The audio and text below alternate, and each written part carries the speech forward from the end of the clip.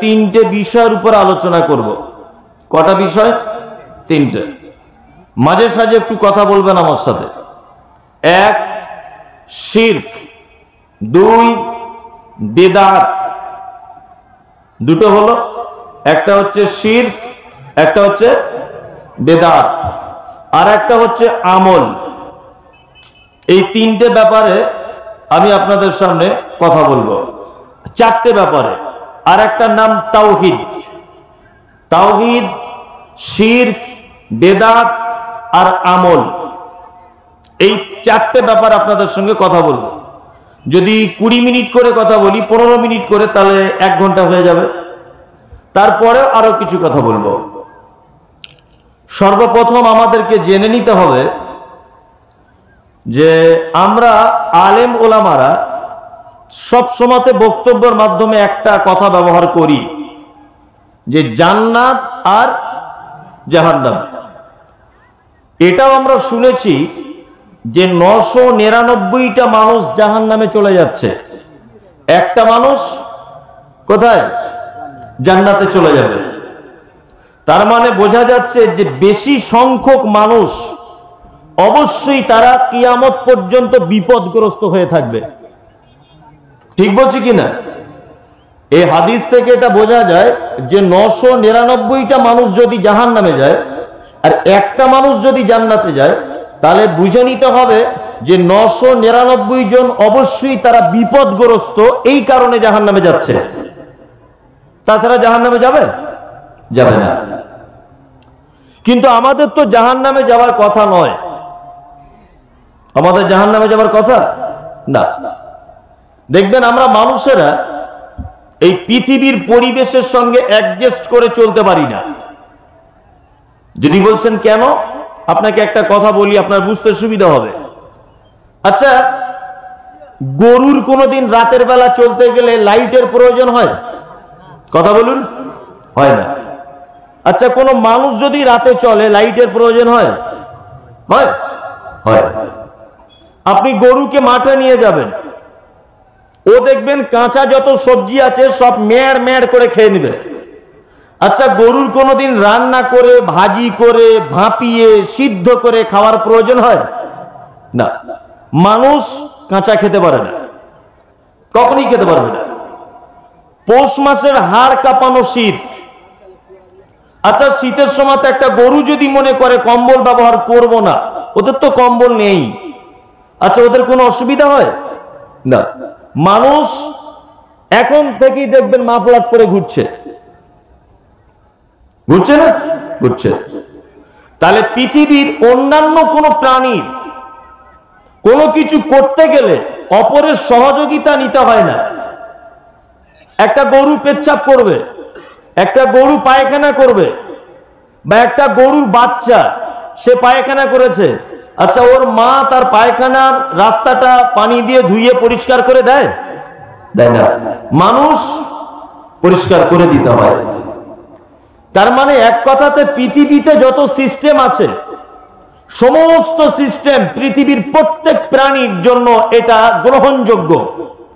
কিন্তু মানুষ নামক এই প্রাণীদের পৃথিবীতে যত রকমের সিস্টেম আছে এরা কিন্তু অ্যাকসেপ্ট করতে পারে না। গরু ছাগল সাইকেল ব্যবহার করে, ওদের বাসের প্রয়োজন হয়, ট্রেনের প্রয়োজন হয়, ডাল মাছ মাংস খাবার প্রয়োজন হয়, শরীরে ভিটামিনের প্রয়োজন হয়। হ্যাঁ, কিছুর চাদরওয়ালা ভাই আপনি বসুন, আমি ঠিক তুলবো, বসুন। তুমি যেটা তুলবে আমি তার 4 গুণ তুলে দেবো, বসুন, ডিস্টার্ব করিয়েন না। তাহলে এদের কোনো প্রয়োজন হয় না তো? প্রয়োজন হয় না। তাহলে মানুষের প্রয়োজন হয় কেন? বেগুন কাঁচা খেতে পারে না, সিদ্ধ করে বা ভেজে খেতে হয়। শীতের দিনে এমনি চলতে পারে না, গায়ে চাদর নিতে হয়। গরমের দিনে পাখা চালাতে হয়। এক কথাতে এটা বুঝে নেন যে আমরা এখানকার প্রাণী নয়। পৃথিবীতে এখানকার সবাই স্থানীয় প্রাণী, মানুষ কিন্তু পৃথিবীর প্রাণী নয়। পৃথিবীর প্রাণী না। মানুষ কোথায় ছিল? মানুষ জান্নাতে ছিল। ওই জন্য এখানকার প্রাণী নয় বলেই এখানকার আবহাওয়া, এখানকার ব্যবহার, এখানকার খাদ্য খাবার ও সহ্য করতে পারে না। খুব জ্ঞান দিয়ে আমার বক্তব্যটা শুনবেন, খুব মনোযোগ সহকারে শেষ পর্যন্ত শুনুন আমি কোথায় যেতে চাইছি। আদম আলাইহিস সালামকে আল্লাহ সুবহানাহু ওয়া তাআলা তৈরি করলেন, জান্নাতের ভিতরে রাখলেন। তা জান্নাতের ভিতরে রেখে দিয়েছেন, কিন্তু আদম যেন সুস্থ নেই, উসপিস উসপিস করছে, আনচান আনচান করছে। তা আল্লাহ বুঝতে পারছেন যে এর একটা বউ দরকার, তাছাড়া এ ভালো থাকবে না। ওর স্ত্রী হাওয়াকে সৃষ্টি করা হলো। এখন হাওয়াকে সৃষ্টি করার পরে আল্লাহ সুবহানাহু ওয়া তাআলা বললেন যে তোরা দুজন জান্নাতের ভিতরে থাক, আর একটা কাজ করবি, ওই গাছের সাইডে যাবি না। ওই যে একটা গাছ আছে এর সাইডে যাবি না। গাছের ফল খাওয়া হারাম এটা নয়, আল্লাহ এটা বোঝাতে চাইনি। আল্লাহ বোঝাতে চেয়েছেন যে এরা দুজন আমার হুকুমটা মানছে কিনা, এটা আল্লাহর মূল টার্গেট। যাই হোক, কোন চক্রান্তে তারা দুজন হাওয়া খেলো, ফল খেলো, দুইজনকে জান্নাত থেকে বার করে দেওয়া হয়েছিল, এটা জানেন, শুনেছেন তো? তাহলে আমরা সেই যে জান্নাত থেকে বার হয়ে এসেছি, আজও পর্যন্ত এই ডাল খোলা পর্যন্ত আমরা জলসাতে বসে আছি। তাহলে আমরা অরিজিনাল কোথাকার প্রাণী? জান্নাতের। এবার আপনাকে আর একটা যুক্তি দিয়ে বলছি। আচ্ছা, আমি মমতাজুল ইসলাম, আমি বাড়ি থেকে বার হয়েছি আজকে 18 দিন হলো জলসা করতে। আচ্ছা, আমার যখন জলসা শেষ হয়ে যাবে আমি কোথায় ফেরত যাব? আমার বাড়িতে। আচ্ছা, আপনার বাড়িতে একটা মুরগি আছে, দুটো মুরগি। এই মুরগিগুলো দেখবেন সকালবেলা উঠে এর ওর বাড়িতে, ধানের জমিতে, এর ওর বাড়িতে, পুকুরের পাড়ে, এখানে ওখানে ঘোরে। আচ্ছা, আপনারা কি বলতে পারবেন সন্ধ্যার যখন টাইম হয় ওই মুরগিগুলো মুরগির থাকার জায়গাতে ওঠে, না সিঁড়ি দিয়ে আপনার দুতলার ছাদে খাটের উপরে গিয়ে ওঠে? কোনটা? ওর থাকার জায়গাতে ওঠে। গরু এটা গোয়াল ঘরে থাকে, সারাদিন মাঠে মাঠে মাঠে মাঠে ঘুরলো, সন্ধ্যাবেলাতে গরু কি এটা ভাবে যে গোয়াল ঘরে আজকে থাকবো না, মালিকের খাটের উপরে শোবো? ছাদের উপরে উঠে যায়, দেখেছেন? দেখেন না। তাহলে পৃথিবীর প্রত্যেক প্রাণীর একটা বৈশিষ্ট্য হচ্ছে সে যেখান থেকে বার হয় সেখানেই ফেরত আসে, তার জন্য সেটাই ভালো। তাহলে আমরা বার হয়ে এসেছি কোথা থেকে? জান্নাত থেকে। তাহলে আমাদের ফেরত যাবার কথা কোথায়? কোথায়? জান্নাতে। তাহলে মাঝখান থেকে জাহান্নাম এলো কোথায়?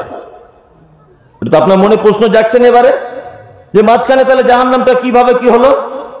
জাহান্নাম তৈরি করা আছে, কিন্তু আপনি যে গোয়াল ঘরে আপনার গরুটা বাঁধা থাকে, এই গোয়াল ঘরে ঠিক সন্ধ্যাবেলাতে আপনি 5 হাত একটা বাঁশ নিয়ে দাঁড়িয়ে আছেন, 5 হাত গোয়াল ঘরের দরজাতে। আচ্ছা, এবারে আপনি বলুন গরুটা গোয়াল ঘরে ঢুকবে না বাইরের দিকে ছুটবে? কোনটা? বাইরের দিকে ছুটবে, কারণ আপনি বাঁশ নিয়ে দাঁড়িয়ে আছেন। এই কারণে আমরা সবাই কম বেশি জান্নাতে যাওয়ার পথেই হাঁটছি, কিন্তু কিছু দাড়িওয়ালা, টুপিওয়ালা হুজুর নামে, নামের আগে পীর, নামের পরে জামান, নামের পরে অমুক, এত বড় নাম, টাইটেল এত বড় যে নাম খুঁজে পাওয়া যায় না। হুজুরের পাঞ্জাবিও যত বড়, হুজুরের টাইটেলও তত বড়। কি বলছি বুঝতে পারছেন না? এই হুজুরেরা ঠিক শয়তানের মতো করে এমন করে শিরক আর বেদাত দিয়ে আপনার জান্নাতের সামনে দাঁড়িয়ে আছে যে আপনার জান্নাতে যাওয়া বড় কঠিন।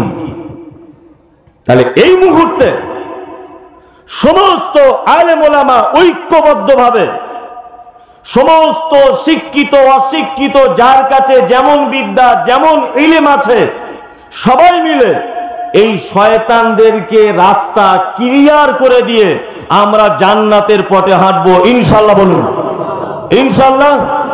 ইনশাআল্লাহ। তাহলে আমরা জান্নাতে যাওয়ারই লোক, কিন্তু আমরা জাহান্নামে যাওয়ার লোক নয়। কিন্তু আমরা জাহান্নামে চলে যাচ্ছি, এই কিছু শয়তান তারা জান্নাতের লাঠি নিয়ে গেটে দাঁড়িয়ে আছে। এই কারণে এদের থেকে আমাদেরকে বাঁচতে হবে। সর্বপ্রথম আপনাকে একটা কথা বলে রাখছি, খুব মন দিয়ে শুনবেন। আচ্ছা, লা ইলাহা ইল্লাল্লাহ মুহাম্মাদুর রাসূলুল্লাহ, এটা সবার মুখস্থ আছে তো? আছে আছে। আপনাকে প্রথম বোঝাচ্ছি আমি তাওহীদ।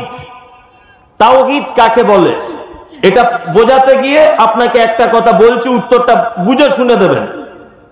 আচ্ছা বলুন তো, আমি এখন বললাম এই লোকটাকে যে ভাই উঠে দাঁড়াও, স্টেজে আরো অনেক লোক আছে, আছে না? আমি এই লোকটাকে বললাম, এর নাম কি ভাই? হাবিবুর রহমান।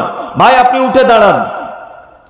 আমি যদি নাম করে বা নাম না করি, ওই লোকটাকেই যদি ইঙ্গিত করে বলি ভাই আপনি উঠে দাঁড়ান, আচ্ছা বলুন তো দ্বিতীয় কেউ যদি উঠে দাঁড়ায় তাহলে এটা ঠিক হবে না ভুল হবে? ভুল হবে। দ্বিতীয় কোনো পক্ষ আসবে না। এই যে একক মানুষকে আমি বুঝিয়েছি, এর নাম তাওহীদ। তাওহীদ মানে দ্বিতীয় কোনো পক্ষ থাকবে না, এক। এই তাওহীদ অনেক প্রকারের, তার মধ্যে তাওহীদ যদি আপনি বুঝতে চান, সর্বপ্রথম একটা ছোট্ট বাক্য দিয়ে বুঝে নেন, লা ইলাহা ইল্লাল্লাহ মুহাম্মাদুর রাসূলুল্লাহ। এর বাংলাটা যদি কেউ বুঝতে পারে তাহলে আর তার কিছু জানা লাগবে না। লা, আল্লাহ বলছে লা মানে নেই, লা মানে এটা না বাচক শব্দ, নেই। ইলাহা কোন মাবুদ, কোন ইলাহ, কেউ নেই। আল্লাহ বলছেন লা, কেউ নেই।